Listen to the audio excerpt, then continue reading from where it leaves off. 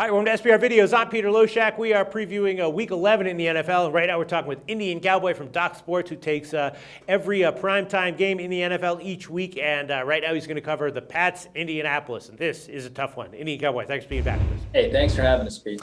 All right, interesting to hear what you have to say about this game and what your reasoning is for liking one side or another. It's a tough one, and I'll explain exactly why when we get to it. First, give a plug for what you're doing at Doc Sports right now. I know that you are historically very good in the NBA and college basketball. Of course, college basketball starting up again this week, right? Yep, it's starting in about 3 days. Starts on Friday. I'm very excited about it. Historically, our best sport. Number one in the country in 2011, of course. 81-55 for plus 8,400. Very good season last year. 65-45. 58% for plus 4,500. So we've had a really good college basketball season. Obviously, it's our best sport, winning 4 of 5 years. But in the NBA, we had the top NBA season in the country as well, going 94-62, 60% for plus 12,890. You tag on WNBA as well. I think we went 56% for plus 3,500.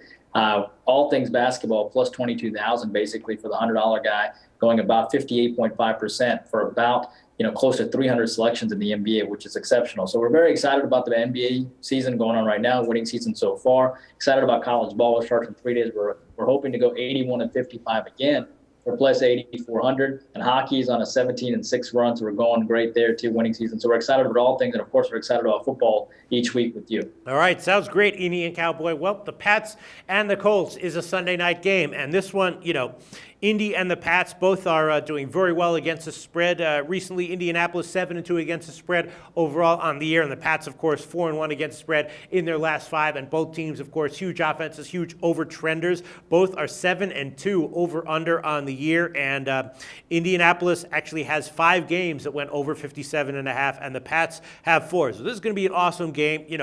If you want to take the over, you're taking the over a huge total, 57.5. You want to take the under, then you're taking 2 huge offenses and 2 teams that have been strong over-trenders on the year. And if you want to take either side, you're going against another very strong team that's been doing well, against the spread recently. So I don't know which way you're going to go here, but what's your analysis of this game, Indian Cowboy? This is a really tough game, and for a lot of reasons it is. But Tom Brady always steps up against primetime ball game. You just never go against Brady in primetime games. They drilled this team 43-22, if you remember last year on January 11th. It was an ugly game. New England just basically showed who's boss, 7.5-point favorites, and they drilled them. So having said that, they beat them 59-24 the previous year, too, in 2012.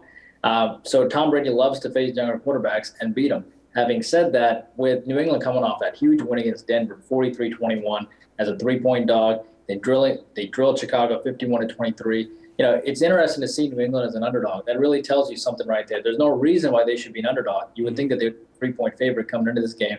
56% of the public is on New England, taking the points here. But having said that, I think this is going to be a game that Indianapolis probably steps up here, as hard as it is to believe. It's hard to take an over-under side here because if New England is an active underdog, it's going to go over.